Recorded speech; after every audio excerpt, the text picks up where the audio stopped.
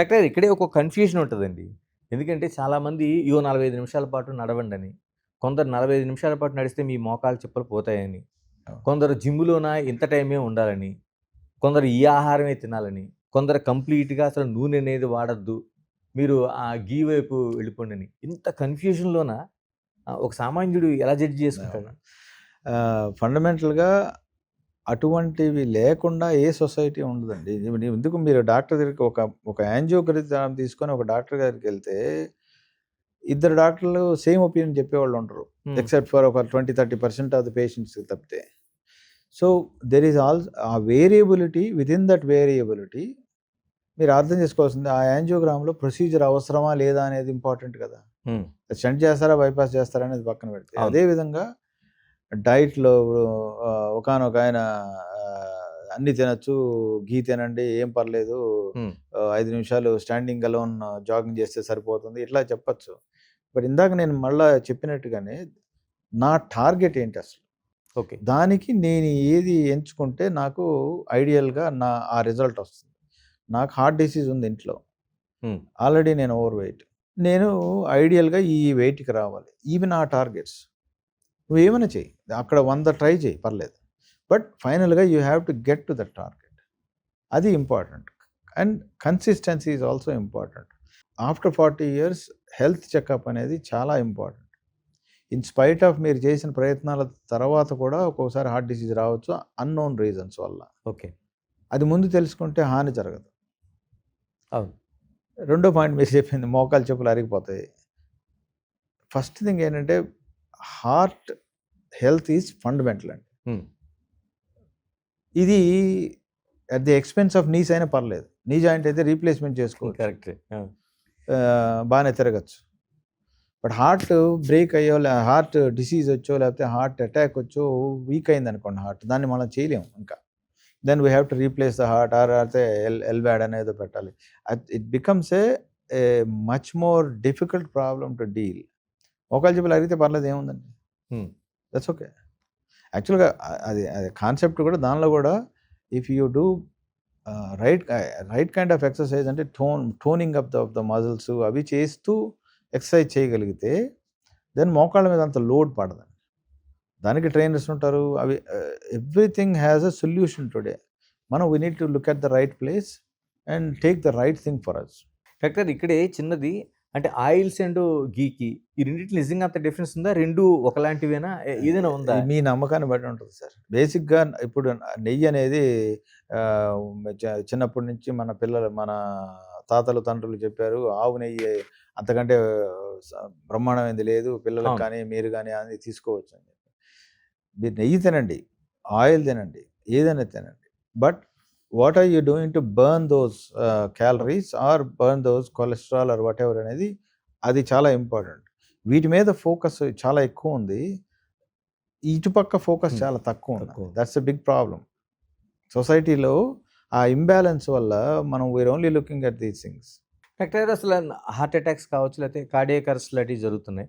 ముందుగా ఏమనంటే పరీక్షలు కాకుండా చేయించుకున్న తర్వాత కూడా మనకి ఆ సింప్టమ్స్ ఏమైనా బాడీ ఇస్తదండి అసల? అట్‌లీస్ట్ 35% ఆఫ్ ద పేషెంట్స్‌లో first time they come to know attack ద్వారానే తెలుస్తుందండి. అంతే. అంతే. అంటే ఎలాంటి వేరే ఇండికేషన్స్ రకంగా గాని ఏమి ఏముండవు. ఇండికేషన్ ట్రెడ్‌మిల్ చేసుకొని నార్మల్‌గా ఉండేవాళ్ళకి కూడా 2 మంత్స్ తర్వాత అటాక్ వచ్చినోళ్ళున్నారు. హ్మ్. So, ultimate is angiogram. Okay. లక్కీగా ఇప్పుడేంటంటే సీటీ యాంజియోగ్రామ్ అది వచ్చింది కాబట్టి అట్‌లీస్ట్ మనం హార్ట్‌లోకి మనం క్యాథెటర్ పంపించి యాంజియోగ్రామ్ చేయాల్సిన అవసరం లేకుండానే తెలుస్తుంది. అదొకటి. 2 ఇప్పుడు సీటీ కాల్షియం స్కోర్ అని కొత్తగా తెలుస్తుంది. హై కాల్షియం స్కోర్ ఉన్న అబోవ్ 200, అబోవ్ 400, 2000 ఉందనుకోండి. హ్మ్. వాళ్ళకి కొరోనరీ డిసీజ్ ఎక్కువ ఉండే అవకాశం.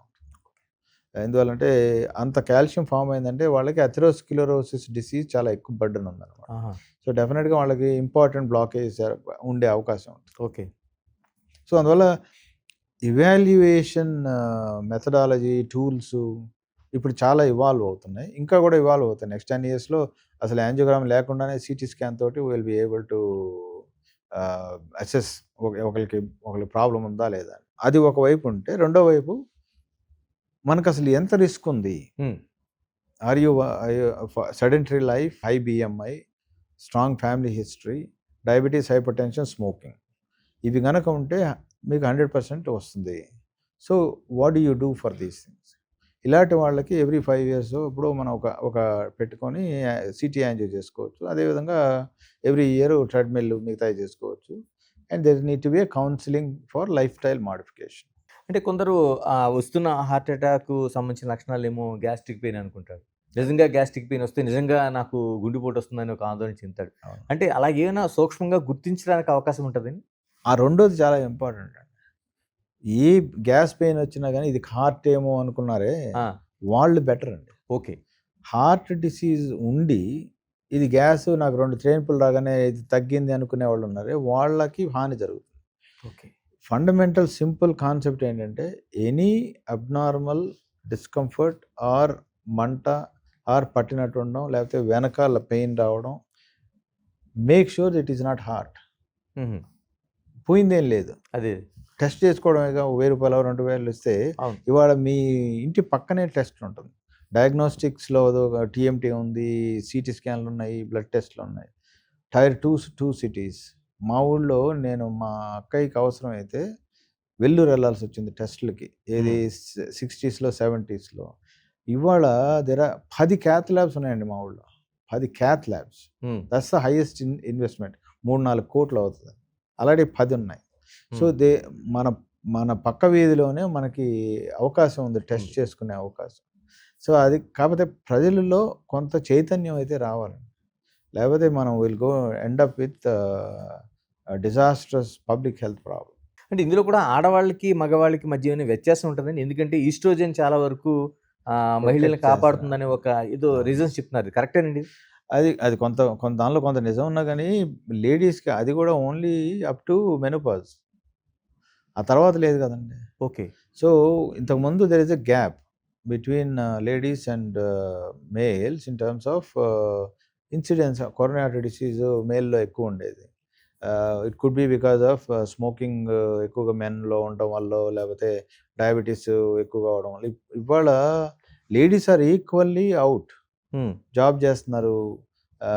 సెడెంటరీ లైఫ్‌కి అలవాటు అవును. పడుతున్నారు. అలవాటు పడ్డారు. వాళ్ళలోనే ఎక్కువ ఒబిసిటీ. ఇంటి దగ్గర నాన్ వర్కింగ్ లేడీస్‌లో కూడా ఒబిసిటీ ఎక్కువగా ఉంది. అవును. సో ఆ గ్యాప్ బాగా తగ్గిపోతుంది. లైఫ్ స్టైల్ కూడా సేమ్ సేమ్. మగవాళ్ళతో సేమ్. సమానంగా అబ్సల్యూట్‌లీ. ఆల్కహాల్ ఉంది, ఆల్కహాల్ ఉంది. స్మోకింగ్ ఉంది. ఈ యంగ్ లేడీస్‌కి అది కూడా ఉంది కాబట్టి అవును. సొసైటీలో యాక్సెప్టెన్స్ ఉంది కాబట్టి అవును. That's also a very big reason. ఆ gap between male and female differentiation తగ్గిపోయింది డిసీజ్ ఇన్సిడెంట్స్‌లో. For more videos like this, subscribe Big TV channel.